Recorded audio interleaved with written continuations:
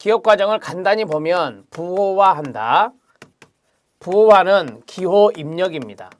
기호 입력과 연관성이 있고 그 다음에 화살표, 저장 또는 파지 머릿속에 기억하는 건데 이거는 기억을 유지하는 겁니다. 기억을 유지하는 거. 그 다음에 인출은 말 그대로 끄집어내는 겁니다. 기억한 것을 끄집어내는 것. 이것을 인출이라고 이야기합니다. 이렇게 정리하고. 자, 이제 애킨슨 등의 모형을 보겠습니다. 이거를 이중적 기억체계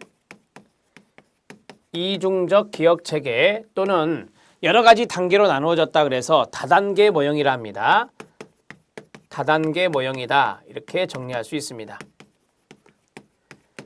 자, 애킨슨과 시프의 모형을 보면 정보가 들어오고 이 정보가 감각 기억으로 들어옵니다. 자, 그리고 이것이 단기 기억화되고 자, 이게 저장이 됩니다. 그리고 장기 기억으로 되고 그 다음에 인출이 되죠. 장기 기억에 있는 것을 인출하고 반응이 나타난다라고 해요. 자, 정리가 됐죠? 여기에서 여기 순서를 잘 보세요. 감각 기억이 1번이고 단기 기억이 2번이고 장기 기억이 3번이에요. 이렇게 정리해 놓으십시오. 순서가 바뀌면 안 됩니다. 자, 그리고 우리가 이제 이런 게 있었잖아요. 여기에서 애킨슨 등의 모형에서 나타나는 효과들이 있었다라고 했습니다. 그것이 바로 계열 위치 효과다. 계열 위치 효과다. 자, 계열 위치 효과에서 초두 효과와 최신 효과가 있었습니다. 우리가 이제 자유회상 실험을 통해서 얻은 게 계열 위치 곡선, 자유회상 실험에서 계열 위치 곡선이란 게 있는데요. 계열 위치 곡선이 바로 계열 위치 효과를 나타내는 것입니다. 우리가 이제 이것을 기억하는 시점이라 현재라고 하죠. 현재라고 보았을 때 앞에 있는 것을 외우는 것이 초두 효과가 되겠습니다. 초두 효과가 되고 그 다음에 가장 최신의 것을 외우는 것이 최근의 것을 외우는 것이 바로 뭐예요? 네, 최신 효과다 이렇게 말할 수 있습니다. 자, 그러면 이게 바로 단기간이고 이게 바로 뭐예요? 장기간이다 이렇게 보시면 되겠죠. 그래서 최신 효과는 단기 기억과 연관성이 있는 것이고 그 다음에 초두 효과는 장기 기억과 연관성이 있는 것이다. 이런 식으로 정리를 해주시면 됩니다. 그림으로 연상을 하세요. 그림으로 연상을 하시면 그리 어려운 부분은 아니다 싶습니다. 자, 정리가 됐습니다. 여기가 가장 이제 중요한 포인트였고 그 다음에 우리가 앞에서 지식 습득을 촉진하기 위한 전략이 있었죠. 지식 습득 촉진을 위한 전략. 자, 거기에는 세 가지 정도가 나왔어요. 첫 번째 시연이라고 하는 거, 되뇌이는 것을 말하고 그 다음에 부호화하는 것이 나왔죠. 그 다음에 이미지화하는 거기 나온 단어 심상화 이런 것들을 통해서 우리는 지식 습득을 보다 더 촉진할 수 있다. 시연이라고 하는 것을 암송이다 이렇게 이야기했습니다. 자, 시연은 되뇌이는 겁니다. 되뇌이는 것을 우리가 바로 시연이라고 하는 거고요. 부호화는 아까 말씀드렸잖아요. 기호로 입력하는 겁니다. 어떤 정보를 기호로 입력하는 것을 바로 부호화다 이렇게 정리할 수 있습니다. 심상화는 우리가 이제 이미지화하는 거죠. 이미지 심상 그것을 활용하는 것이 바로 심상화 이렇게 정리하시면 됩니다. 자, 됐습니다. 이제 다음 내용으로 들어가죠. 여러분들이 밑에 보면 감각기억 쭉 나옵니다. 감각기억이 나오고 그 다음에 단기기억이 나오고 시연이 나오고 단기기억의 용량, 작업기억, 장기기억 이런 게 쭉 나오는데 개념을 잡는데 치중해 주시면 돼요. 교재에는 제가 구체적으로 넣어드렸어요. 그러니까 교재는 여러분들이 정독 한 번만 하시면 되고 개념을 잘 잡는데 치중해 주시면 됩니다. 문제는 어렵게 출제되지 않으니까. 자, 감각기억입니다. 감각 자극의 물리적 특징에 대한 정확한 표상을 잠시 동안 유지하는 것입니다. 중요한 게 뭘까요? 감각 자극이죠. 이 감각 자극의 특징이 있을 거 아니에요. 그 특징에 대해서 정확하게 잠깐 동안 유지하는 이러한 것들을 감각기억이라고 합니다. 자, 번호를 2번이라 하겠습니다. 감각기억. 자, 감각기억은 감각 자극의 특징을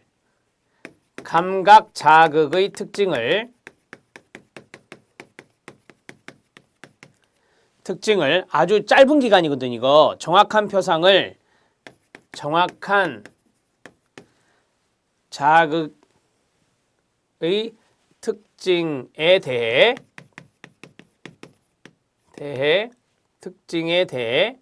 정확한 표상을 짧은 시간 동안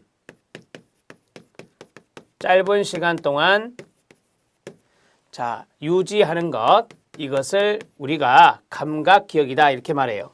가장 중요한 것이 이거 아닙니까? 감각자극이라는 단어가 나오겠죠? 자, 갑니다. 심학습. 감각기억은 지속시간 1, 2초 정도로 매우 짧습니다. 실제 인출될 수 있는 용도보다 훨씬 큰 기억 용량을 가지고 있습니다. 큰 기억 용량이라고 했습니다. 감각기억의 용량은 크다. 감각기억의 용량은 크다. 이렇게 정리해 놓으시고요. 자, 감각기억에서 받아들일 수 있는 정보는 무한하지만 정보가 머무를 수 있는 시간은 순간이다. 자, 무한해요. 들어갈 수 있는 것은. 하지만 아주 순간적인 거고요. 감각기억에서 주의를 받은 정보는 당기고 넘어갈 수 있지만 주의를 받지 못한 정보는 순식간에 사라지고 맙니다. 자, 감각기억은 영상기억과 잔향기억으로 이루어진다라고 했습니다. 여러분, 이 영상기억과 잔향기억이 필기시험에 나왔던 지문입니다. 감각기억은 자, 두 가지 영상기억과 그 다음에 잔향기억 이 두 가지로 이루어진다. 시각적인 정보에 밑줄 쳐주시기 바랍니다. 그 다음에 청각적, 아래에서 하나, 둘, 셋, 네 번째 청각적 정보. 아, 이거는 시각적인 정보구나. 시각 정보고, 자, 이거는 뭐예요? 청각 정보다. 이렇게 정리하시면 돼요. 자, 시각적인 측면이 영상이고 청각적인 측면이 잔향이라고 하는 것입니다. 자, 지금부터는 이해가 빠릅니다. 이제 영상기억은 시각적 정보에 대한 감각기억입니다. 영상기억에 대한 연구, 스펄링 연구. 여기 스펄링이라는 단어도 시험에 출제됐습니다. 스펄링 연구가 여기에 들어갑니다. 스펄링 연구가 바로 이 감각기억의 영상기억과 연관성이 있다. 이렇게 보시면 되는데, 자, 스펄링 연구의 한 가지 예를 들어보면 연구자들은 영상기억이 얼마나 많은 정보를 수용할 수 있느냐에 대해 의문을 가지고 피험자들에게 뒤섞인 알파벳 조합의 나열을 잠깐 동안 0.1초에서 0.2초 제시한 후에 얼마나 많은 알파벳을 보았는지 질문하였습니다. 보았는지라고 했잖아요. 그래서 시각적인 정보입니다. 그때 대부분의 피험자들이 모든 알파벳을 다 본 것처럼 느꼈으나 눈으로 본 것 중 불과 4개에서 5개의 알파벳만을 보고할 수 있었습니다. 이는 전체 보고법이라고 합니다. 전체 보고법의 밑줄. 제시된 모든 알파벳은 잠깐 동안 눈을 통해 뇌로 보내져 남아있지만 그 자극에 대한 심상은 순식간에 사라져버리기 때문입니다. 자, 피험자들에게 같은 자극을 제시한 후에 특정 줄만을 회상하라는 요구를 하면 주의를 받은 정보죠. 피험자들은 자기가 본 알파벳에는 영상이 사라지기 전에 그 줄의 알파벳을 정확히 회상하여 보고할 수 있었습니다. 이거를 부분보고법이라 합니다. 부분보고법의 가로. 이것으로 전체 보고법보다는 영상기억의 용량이 더 크다고 할 수 있다. 더 많이 기억했다 이 말입니다. 자, 그러면 여기에서 전체 보고법이 있고 전체를 보고 보고하는 게 있고 한 줄을 보고하는 부분 보고법이 있다. 자, 그러면 어떤 걸 더 많이 볼까요? 당연히 부분보법을 더 많이 보겠죠. 전체보다는 부분적으로 거기에 집중해서 보면은 훨씬 더 기억의 용량이 더 큽니다. 이게 기억 용량이 더 크다라고 하는 겁니다. 기억 용량 더 크다. 이렇게 정리하시면 돼요. 여기까지 시험이었습니다. 자, 그 다음에 잔향기억은 청각적 정보에 대한 감각기억입니다. 도서관에서 열심히 공부를 하고 있는 친구가 있는데 친구가 와서 밥 먹었니? 라고 말을 걸었다고 가정해 봅시다. 당신은 책에 푹 빠져서 친구가 말을 한 것을 알지만 무슨 말이 있는지 알 수 없어서 뭐라고 말했지? 라고 되묻는 경우가 있었을 것입니다. 그런데 친구가 말한 내용을 되풀이하기 전에 친구의 질문이 당신의 귀에 남아있어. 이게 잔향이잖아요. 있어서 응 아직 안 먹었어 라고 대답할 수도 있습니다. 이렇게 친구의 질문을 잠깐 동안 귀에 남아있는 이 기억을 잔향기억이라고 합니다. 시각적인 감각이 사라지는 것과 마찬가지로 소리에 대한 감각도 일시에 사라져버립니다. 잔향기억은 영상기억보다는 정보가 더 오래 지속되는데 이는 바로 전에 들은 단어들의 의미를 파악하는 과정에서 비교적 더 많은 시간이 필요하기 때문입니다. 자, 거기 보면 잔향기억이 영상기억보다는 정보가 더 오래 지속이 된다라고 했습니다. 이는 바로 전에 들은 단어들의 의미를 파악하는 과정에서 많은 시간이 필요하기 때문에 정보가 훨씬 오래 지속된다라고 하는 거예요.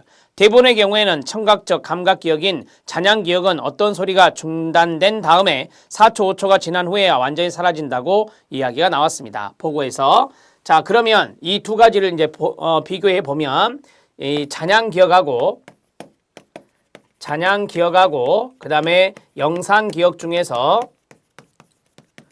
자, 여기 잔향기억이 청각적인 정보의 이 잔향기억이 영상기억보다 정보가 더 오래 유지됩니다. 정보가 더 오래 유지된다. 이렇게 정리하시면 돼요. 자, 여기까지. 이것은 아직까지 시험에 출제된 바는 없습니다. 우리 시험에 나온 것은 감각기억에서 스펄링의 연구예요. 스펄링의 연구에서 영상기억, 전체보고법하고 부분보고법 이 부분이 시험에 출제된 겁니다. 자, 이제 부호화 들어갑니다. 여기 부호화라는 단어를 여기서 말씀드렸는데요. 부호화, 인지과정 혹은 정보처리 과정의 한 형태로 청각, 시각, 촉각, 감각을 통해 들어오는 정보를 처리하고 저장하기 위해 그 정보를 유의미하게 만들고 장기기에 저장되어 있는 기존의 정보와 연결하여 결합하는 과정을 우리가 부호화라고 말합니다. 이러한 과정을 통해서 새 정보는 작업기억에서 장기기억으로 전환될 수가 있습니다. 이 작업기억이 바로 단기기억과 의미가 같아요. 단기기억과 작업기억이 의미가 같다라고 보시면 돼요. 자, 그 다음에 부호화가 안 되면 입수된 대부분의 정보는 일시적인 저장만 가능하게 됩니다. 부호화 전략은 시연, 매개, 심상, 기억법 이런 것들이 있습니다.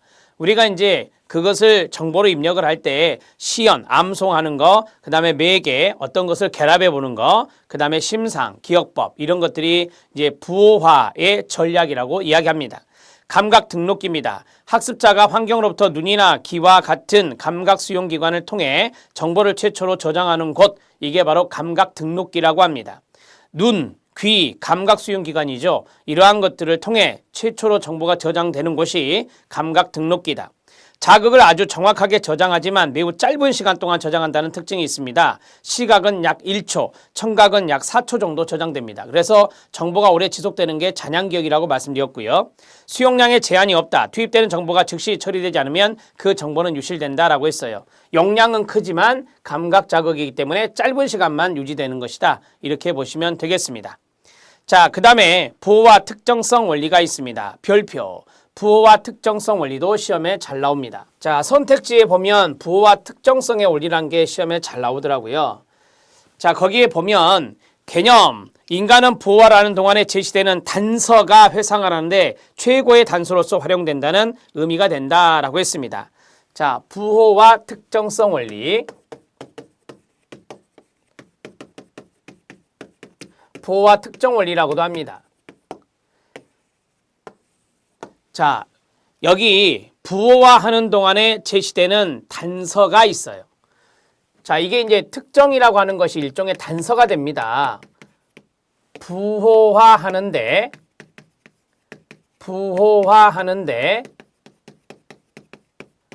특정 단서가 있다. 자, 이 특정 단서가 바로 회상을 하는데 최고의 단서로서 활용한다. 회상을 하는데 인출이죠, 인출. 자, 인출하는데 활용된다라고 하는 것입니다. 자, 이게 바로 이제 부호와 특정의 원리라고 이야기합니다. 자, 계속하죠. 부호화는 기억의 3단계로 거슬러 올라가게 되는데 기억은 물체를 봤을 때 잠시 저장하는 감각 등록기의 동그라미 1, 조금 더 오래 저장하는 단기 기억의 동그라미 2, 거의 영구적으로 저장하는 동그라미 3, 장기 기억으로 구분이 됩니다. 자, 우리가 이제 부호화는 기억의 3단계, 감각 등록기, 그 다음에 단기 기억, 그 다음에 장기 기억, 여기 안에 이제 우리가 어떠한 단서를 가지고 이것을 저장하게 된다 이 말입니다. 자, 부호화라는 과정, 감각 등록기에서 단기 기억, 단기 기억에서 장기 기억 넘어가는 과정, 이게 이제 부호화는 과정이 되고요. 충분한 시연이 있었을 경우에 부호화가 일어난다라고 했습니다. 자, 부호화라는 개념이 여기 또 나오는데 우리가 부호화는 어떤 정보를 입력하는 거예요. 정보를 입력하는 것을 우리가 부호화라고 앞에서 말씀을 드렸어요. 그러면 감각 등록기, 그 다음에 단기 기억, 그 다음에 장기 기억입니다. 이 순서대로 가는 거 아시겠죠? 큰 틀에서 보면 감각 등록기가 감각 기억이잖아요. 감각 기억과 연관성이 있는 거니까. 그러면은 감각 기억 들어갈 때 부호화되고, 단기 기억 할 때 부호화되고, 장기 기억으로 들어갈 때 부호화가 되는 거예요. 자, 그리고 부호화 특정성 원리에 의하면, 부호화 특정의 원리에 의하면 A가 예전에 어떤 것을 기억을 했다. 그것을 기억할 때는 여러 가지 상황이 있었을 것이다. 장소, 상태, 기분. 자, 보세요. 이 단서가 뭐라고요? 장소, 그 다음에요. 상태, 그 다음에요. 기분 등. 자, 부호화를 할 때, 거기 기억할 때는 여러 가지 상황이 있었을 것이다. 자, 그걸 말해요. A는 지금 그 어떤 것을 다시 회상하려고 한다. 그 회상하려는 상황이 기억했던 상황과 유사한 상황일 때 최고의 단서로서 활용되어 회상된다라고 했어요. 어떠한 장소, 어떠한 상태, 어떠한 기분에서 내가 이것을 부호화했다면 그것과 유사한, 거기 있죠. 유사한 상황일 때 이것과 유사한 상황일 때 훨씬 더 인출을 잘한다라고 합니다. 유사한 상황일 경우 자, 이것들과 장소가 유사하든 상태가 유사하든 기분이 유사하든 상황이 유사할 때 인출이 잘 된다라고 하는 것입니다. 자, 이게 바로 부호화 특정성의 원리예요. 자, 상황이 그 기억을 용이하게 회상하도록 돕기 때문에 이 원리들을 지지하고 있어요. 자, 상태 의존 기억이 있습니다. 기분 의존 기억이 있는데요. 봐보세요. 여기 상태가 있고 기분이 있잖아요. 아, 상태 의존 기억이나 기분 의존 기억은 다 부호화 특정성의 원리와 연관성이 있는 것입니다. 자, 부호화 그리고 회상할 때 사람의 신체적 상태와 관련된 것에 의존하는 기억으로 끊어요. 회상은 그 사람이 부호할 때의 상태와 일치할 때 더 잘 된다라고 하는 겁니다. A가 커피를 마셔서 심장이 두근두근 뛸 때 심리학을 공부했다고 합시다. 그렇다면 심리학 시험 칠 때 커피를 마신다면 회상이 더 용이하게 될 것이다 라고 하는 거죠. 왜? 심장이 두근두근하게 뛰는 그러한 상황이 만들어진다면 그때 외웠던 것들이 더 잘 생각이 난다라고 하는 거고, 그 다음에 기분 의존 기억입니다. 이것은 부호화 그리고 회상할 때 끊어요. 사람의 기분에 의존하는 겁니다. 기분의 동그라미. 부호할 때와 같은 기분이라면 회상이 더 쉽다는 것입니다. 이것과 관련된 현상이 기분 일치 효과라고 하는 것이 있습니다. 기분 일치 효과 밑줄. 자, 기분 일치 효과는 사람의 현재 기분과 일치하는 기억을 회상하려는 경향. 즉, 사람은 지금 기분이 좋다면 좋은 기억을 회상하고 지금 기분이 좋지 않다면 좋지 않은 기억을 회상하는 경향이 있다라고 하는 겁니다.